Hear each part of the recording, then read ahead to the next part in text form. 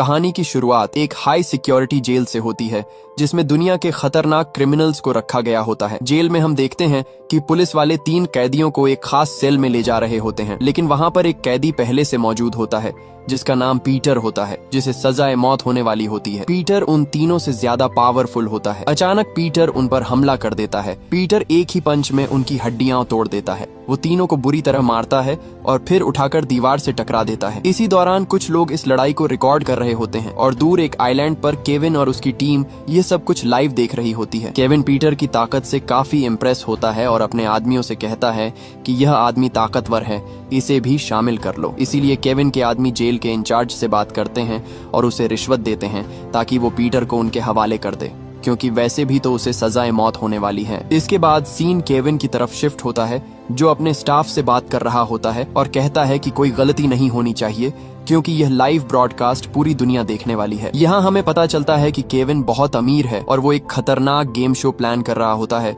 जिससे वो बहुत ज्यादा पैसा कमाना चाहता है। केविन इन्हीं जेल के क्लिप्स को इस्तेमाल करके पूरी दुनिया में एड्स चला रहा होता है और उसने एडवर्टाइजिंग पर मिलियंस डॉलर्स लगाए होते हैं। शो सिर्फ 22 घंटे बाद शुरू होने वाला होता है, इसलिए केविन चाहता है कि ज्यादा से ज्यादा लोग इस डेडली शो के बारे में जानें। केविन कंट्रोल रूम से बाहर निकलकर अपने दोस्त लाओ के पास जाता है जो कैमरा एक्सपर्ट होता है। लाओ बताता है कि उसने इस आइलैंड के हर कोने में 70 कैमरे लगा दिए हैं जो हर चीज को रिकॉर्ड करेंगे। केविन कहता है कि मुझे इस आइलैंड का कोई भी हिस्सा बिना कैमरे के नहीं चाहिए। फिर वो अपनी गर्लफ्रेंड जूली से मिलता है। जूली भी उसे इस डेडली शो करने में सपोर्ट कर रही होती है।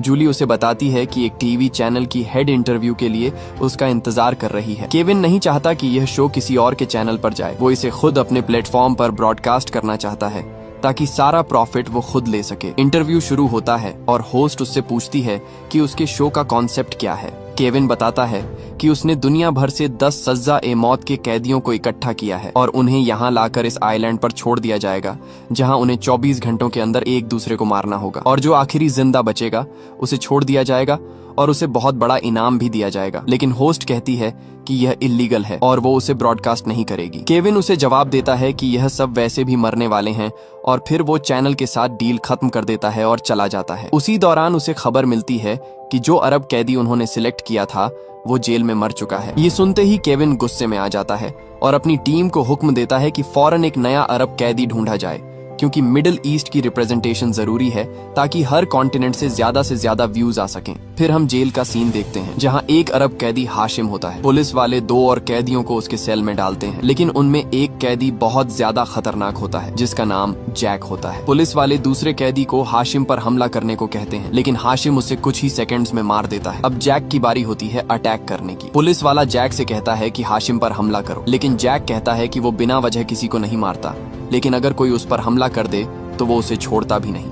ये सुनकर पुलिस वाला हाशिम को चाबियां दे देता है जिसे यूज करके हाशिम जंजीरें खोल लेता है। इसके बाद जैक और हाशिम आमने सामने आ जाते हैं। जैसे ही हाशिम हमला करता है जैक एक ही वार में उसे खत्म कर देता है। केविन ये सब लाइव देख रहा होता है। वो अपनी टीम से कहता है कि मुझे यह अमेरिकन आदमी चाहिए ताकि जो लोग अमेरिका से नफरत करते हैं उसी नफरत को यूज करके ज्यादा व्यूज और पैसा कमाया जा सके। अगले दिन सारे कैदियों को एक जगह जमा किया जाता है। वहाँ पर माइकल नाम का एक आदमी होता है जो 4 साल स्पेशल फोर्स में रह चुका होता है और उसने 30 से ज्यादा लोगों का कत्ल किया होता है और यही खतरनाक आदमी इस कहानी का विलन होता है। इतनी तारीफ सुन के भी समझ में नहीं आया। यहीं पर केविन जैक से मिलता है और उसे बताता है कि वो दुनिया का सबसे बड़ा शो करने वाला है और इससे बहुत ज्यादा प्रॉफिट कमाने वाला है। फिर वो उसका रिकॉर्ड देखता है और उसे पता चलता है कि जैक ने एक पूरी बिल्डिंग सिर्फ इसलिए उड़ा दी थी कि वो धूप को आने से रोक रही थी। बाद में केविन दूसरे कैदियों से मिलता है जहां उसे एक कपल मिलता है। इस कपल ने मिलकर बहुत से लोगों का कत्ल किया होता है। वो उनसे कहता है कि तुम दोनों एक दूसरे का साथ दे सकते हो, लेकिन आखिर में सिर्फ एक ही जिंदा बचेगा। फिर उसका असिस्टेंट मेसिवो आता है और तमाम कैदियों को गेम के रूल्स समझाता है। उनके पांव में एक बम बंधा हुआ होता है। वो उन्हें साफ साफ वार्निंग देता है कि अगर किसी ने भी इस बम को खोलने की कोशिश की या कोई वायर काटा तो वो फौरन मर जाएगा। और सिर्फ इतना ही नहीं, उन्हें यह भी बताया जाता है कि 30 घंटों बाद ये बम ऑटोमेटिकली एक्सप्लोड हो जाएंगे, चाहे वो कुछ भी कर लें। लेकिन जिंदा रहने का सिर्फ एक ही चांस है। अगर उन सब में से सिर्फ एक विनर निकल आता है तो उसी का बम डीएक्टिवेट कर दिया जाएगा। और एक और खौफनाक बात, हर बम के अंदर एक चिप लगी हुई होती है। अगर कोई भी इस चिप को निकालने की कोशिश करे तो सिर्फ 5 सेकंड्स बाद बम फट जाएगा। इस अनाउंसमेंट के बाद बम को एक्टिव कर दिया जाता है और उनके पास अब सिर्फ 30 घंटे होते हैं जिंदा रहने के लिए। उनकी जिंदगी का हर सेकंड काउंट हो रहा होता है। यह देखकर सब कैदी घबरा जाते हैं और उन्हें समझ आ जाता है कि यह कोई नॉर्मल गेम नहीं बल्कि जिंदगी और मौत का मैदान है। इसी बीच जैक बिल्कुल सुकून से खड़ा होता है, जैसे उसे कोई फर्क ही नहीं पड़ता। फिर सबको हेलीकॉप्टर में बिठाकर एक दूर आइलैंड की तरफ ले जाया जाता है। यह आइलैंड बिल्कुल खाली होता है, इसलिए यह गेम यहाँ पर किसी रोक टोक और लॉ के बिना हो सकता था। हेलीकॉप्टर में सब लोग चेन्स से बंधे होते हैं और उन्हें एक एक करके आइलैंड पर फेंका जाता है। उनके मुंह में चाबियां डाल दी जाती हैं ताकि अगर चांस मिले तो अपनी हैंडकफ्स खोल सकें। लेकिन सबको थोड़ा दूर दूर समुद्र में गिरा दिया जाता है ताकि कैदी एक दूसरे को ढूंढकर मारें और ये गेम जल्दी खत्म न हो। इसी दौरान एक प्रिजनर को गलत जगह पर फेंक दिया जाता है और उसकी खौफनाक मौत हो जाती है। ये सबसे पहला एलिमिनेशन होता है। सबसे इंटरेस्टिंग बात ये थी कि जैक ने अपनी हैंडकफ्स की चाबी लेने से ही रिफ्यूज कर दिया था। केविन का आदमी उसे कहता है कि तो फिर ऐसे ही बंधा रहेगा, लेकिन वो बस खामोश रहता है। वो आदमी जैक को सीधा आइलैंड पर फेंक देता है और इस वजह से जैक को दर्द भी होने लगता है। अब सारे कैदी इस आइलैंड पर लैंड कर चुके होते हैं। दूसरी साइड पर केविन और उसकी टीम लाइव ब्रॉडकास्ट कर रही होती है। केविन बहुत एक्साइटेड होता है क्योंकि उसे पता होता है कि दुनिया भर से लोग इस डेडली गेम को देखने वाले हैं। वो बस व्यूअर्स का वेट कर रहा होता है और जल्द ही नंबर्स बढ़ने लगते हैं। अब सीन शिफ्ट होता है एक और प्रिजनर पर जिसका नाम मशीता होता है। मशीता को दूर एक आदमी नजर आता है, इसलिए वो छुपने की कोशिश करती है, लेकिन तभी एक और प्रिजनर उस पर अटैक कर देता है। वो आदमी उसे बहुत बुरी तरह मारना स्टार्ट कर देता है और उसे जमीन पर गिरा देता है। ये सब लाइव दिखाया जा रहा होता है और कैमरे हर एंगल से वीडियो रिकॉर्ड करने की कोशिश करते हैं ताकि वीडियो और ज्यादा इंटरेस्टिंग लगे। लेकिन मशीता हिम्मत नहीं हारती।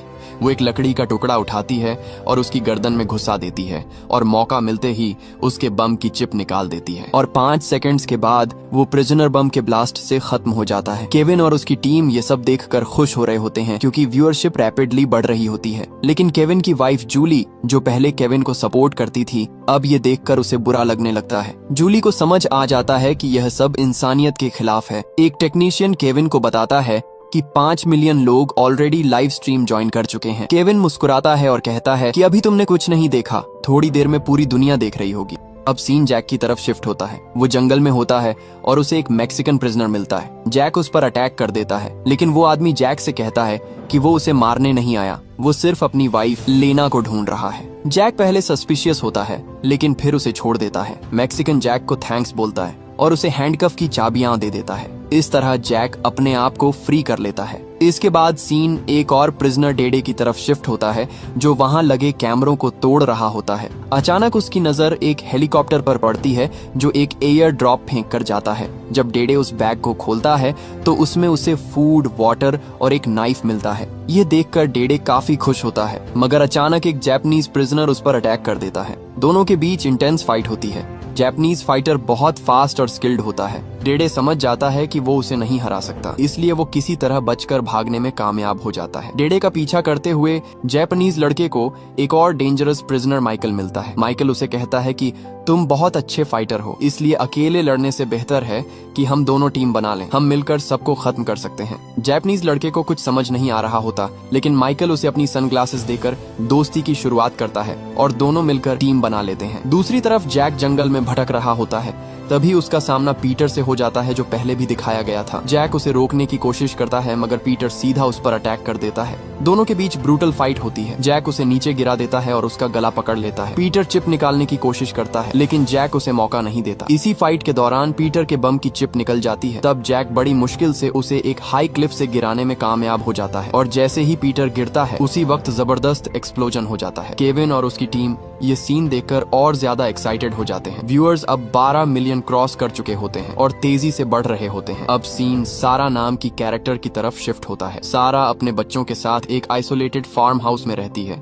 और वो जैक की वाइफ होती है। उसे लगता है कि जैक मर चुका है, लेकिन अचानक उसे पुलिस का कॉल आता है कि जैक जिंदा है और एक डेडली सर्वाइवल गेम का हिस्सा है। सारा शॉक हो जाती है और फौरन अपनी गाड़ी लेकर निकल पड़ती है। वो एक इंटरनेट कैफे जाती है और कंप्यूटर यूज करके जैक के बारे में इंफॉर्मेशन ढूंढना स्टार्ट करती है। यहाँ पर जैक के पुराने दोस्त भी होते हैं। सारा कंप्यूटर ओपन करती है और गेम की ऑफिशियल वेबसाइट एक्सेस करती है। वहाँ उसे जैक की तस्वीर नजर आती है। वो क्लियरली कंटेस्टेंट्स में इंक्लूड होता है। अब वो लाइव स्ट्रीम को फॉलो करना स्टार्ट कर देते हैं ताकि समझ सकें कि असल में हो क्या रहा है। दूसरी तरफ लियाना अपने शौहर को ढूंढ रही होती है। अचानक उसे पास से फुटस्टेप्स की आवाज सुनाई देती है। वो फौरन छुप जाती है, मगर वो आदमी कोई और नहीं बल्कि उसका शौहर मैक्सिकन होता है। वो दोनों डिसाइड करते हैं कि अब सर्वाइवल के लिए छुप कर रहना होगा जब तक गेम खत्म नहीं होता। लेकिन तभी माइकल वहाँ आ जाता है, जिसके दिल में बिल्कुल रहम नहीं होता। मैक्सिकन अपनी वाइफ को साइड पर कर देता है और माइकल से डायरेक्ट फाइट स्टार्ट कर देता है। माइकल उससे ज्यादा पावरफुल होता है, लेकिन मैक्सिकन फाइटर हिम्मत से उसे हरा देता है। लेकिन अचानक सिचुएशन पलट जाती है। लियाना को जापानीज फाइटर पकड़ लेता है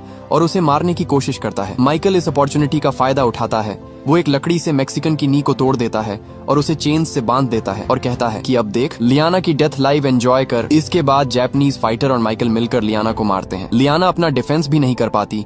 ये सीन बहुत ज्यादा इमोशनल होता है। दूसरी तरफ केविन के इस शो पर 15 मिलियन व्यूज आ रहे होते हैं और केविन ये देखकर काफी खुश हो रहा होता है, लेकिन बाकी पूरी टीम को बहुत बुरा लग रहा होता है। केविन अपनी कैमरा टीम को भेजकर ज्यादा से ज्यादा अच्छे शॉट लेने लगता है। तभी जूली केविन को रोकती है और कहती है कि यह सब बंद करो, वो भी इंसान है। मगर केविन उसे कहता है कि उन्हें पहले भी जेल में फांसी होने वाली थी। उनकी मौत से किसी को कोई फर्क नहीं पड़ता। मगर केविन कभी सोच भी नहीं सकता था कि वो खुद भी इसी आग में जलने वाला है। केविन का क्लोज फ्रेंड भी यह सीन नहीं देख पाता और केविन को भी समझ आ जाता है कि उसकी टीम ज्यादा देर तक उसका साथ नहीं देने वाली। दूसरी तरफ लियाना बम की चिप निकालकर खुद को खत्म कर लेती है। जब माइकल वापस मैक्सिकन के पास आता है तो वो किसी तरह वहाँ से भाग चुका होता है। कुछ देर बाद रात हो जाती है और फिर हमें जैक दिखाया जाता है। उसे किसी की आवाज सुनाई देती है। जब वो पास जाता है तो मैक्सिकन आदमी रो रहा होता है। मैक्सिकन कहता है कि माइकल और जापानीज फाइटर ने उसकी दुनिया बर्बाद कर दी है और वो जैक से मदद मांगता है और वो जैक को बताता है कि उसकी टांग टूट चुकी है। जैक आराम से कहता है, पहले रोना बंद करो। फिर जैक उसे बताता है कि उसने पास में एक वॉच टावर देखा है जहाँ शायद रेडियो मिल सकता है और रेडियो से वो मदद बुला सकते हैं। वो दोनों एक पुराने घर में जाते हैं।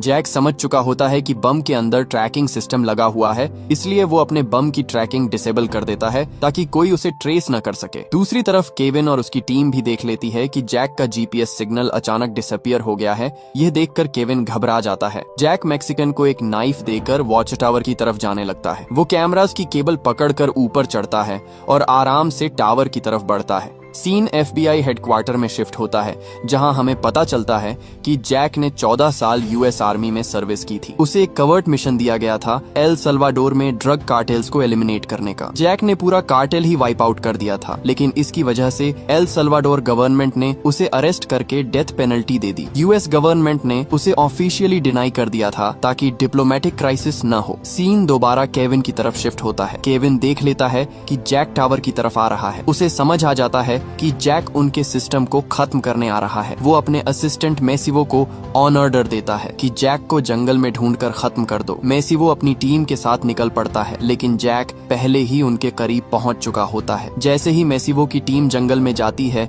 जैक खामोशी से एक गार्ड को चॉक कर देता है और फिर साइलेंटली वॉच टावर पर चढ़कर एक और गार्ड को खत्म कर देता है। वहाँ उसे एक सैटेलाइट फोन मिलता है। वो पहली कॉल अपनी वाइफ सारा को करता है और कहता है कि पता नहीं मैं जिंदा वापस आऊंगा या नहीं। वो अपना बैंक अकाउंट नंबर देता है और कहता है कि यह पैसे ले लेना, तुम्हें इनकी बहुत जरूरत है। फिर जैक उसे आइलैंड की लैटिट्यूड कोऑर्डिनेट्स बता देता है। इसी दौरान मेसिवो भी वहाँ पहुँच जाता है। केविन टावर की इलेक्ट्रिसिटी बंद कर देता है। मेसिवो ऊपर जाकर जैक पर फायरिंग करता है, लेकिन जैक टावर से छलांग लगाकर भागने में कामयाब हो जाता है। सारा फॉरेन एजेंट विल्किंस को कॉल करके सारी इन्फॉर्मेशन दे देती है और गवर्नमेंट ऑफिशियली डिसाइड करती है कि जैक को हर हाल में रेस्क्यू करना होगा। दूसरी तरफ डेडे और लीसा आमने सामने आ जाते हैं। डेडे उसे मारना नहीं चाहता था। वो कहता है कि उसे बस अपना बम डीएक्टिवेट करना है, इसलिए वो लीसा को छोड़ देता है। वो दोनों साथ बैठकर बातें करते हैं, लेकिन लीसा उसे धोखा देती है और डेडे की बम चिप निकालकर भाग जाती है और कुछ ही सेकंड्स में डेडे खत्म हो जाता है। सुबह होते ही माइकल और जापानीज फाइटर मिलकर मैक्सिकन को बुरी तरह टॉर्चर करते हैं। कुछ लोग इस फाइट को एंजॉय कर रहे होते हैं और 27 मिलियन से ज्यादा लोग लाइव देख रहे होते हैं। लाओ और जूली को केविन पर बहुत ज्यादा गुस्सा आता है। वो दोनों डिसाइड करते हैं कि उन्हें केविन से बात करनी चाहिए। वो केविन के रूम में जाते हैं। केविन कहता है कि तुम पहले ही जानते थे कि इस गेम में क्या होने वाला है। लाओ कहता है कि यह उसका केविन के साथ आखिरी शो है, इसके बाद वो उससे दोस्ती खत्म कर देगा। दूसरी तरफ जैक माइकल के पास पहुंच जाता है, मगर रास्ते में एक टूटा हुआ ब्रिज होता है। जैक उसे कहता है रुक जाओ, लेकिन माइकल कहता है अभी तो गेम स्टार्ट हुआ है। माइकल मैक्सिकन को जिंदा जलाने की धमकी देता है और कहता है कि जैसे ही सिगरेट खत्म होगी वो उसे रोस्ट कर देगा। जैक सब कुछ देख रहा होता है। वो मैक्सिकन को एक तीर मारता है और फिर उसे आग लगा देता है। जैक कहता है कि मैं तुम्हें नहीं छोड़ूंगा और वो बिना फाइट किए वहां से निकल जाता है। अगली सुबह का वक्त होता है। माइकल और जापानीज फाइटर एक हाई ग्राउंड पर होते हैं और पूरे आइलैंड को ऑब्जर्व कर रहे होते हैं। उन्हें लगता है कि अब सिचुएशन उनके कंट्रोल में है, लेकिन असल में खतरा नीचे जंगल में होता है और वो दोनों को पहले से ही देख रहा होता है। जैसे ही माइकल और जापानीज फाइटर अलग होते हैं, जैक मौका मिलते ही जापानीज फाइटर पर अटैक करता है। वो उसे ब्रूटल तरीके से मारना शुरू करता है कि पूरी फाइट वन साइडेड लगती है। उधर दुनिया के हर कोने से लोग लाइव स्ट्रीम देख रहे होते हैं और सब जैक के एक्शन से शॉक्ड होते हैं। जैक जापानीज फाइटर को कंप्लीटली डोमिनेट करता है। माइकल यह सब देखकर गुस्से में आ जाता है। वो ऊपर से जंप करके अपने पार्टनर को बचाने आता है और जैक पर एरो शूट करता है, लेकिन जैक टाइम पर डॉज कर लेता है और वहां से भागकर एक पुराने टनल में छुप जाता है। मगर वहां लीसा छुप कर बैठी होती है और वो जैक को पकड़ लेती है। अचानक माइकल का एरो गलती से लीसा को लग जाता है और वो बुरी तरह जख्मी हो जाती है।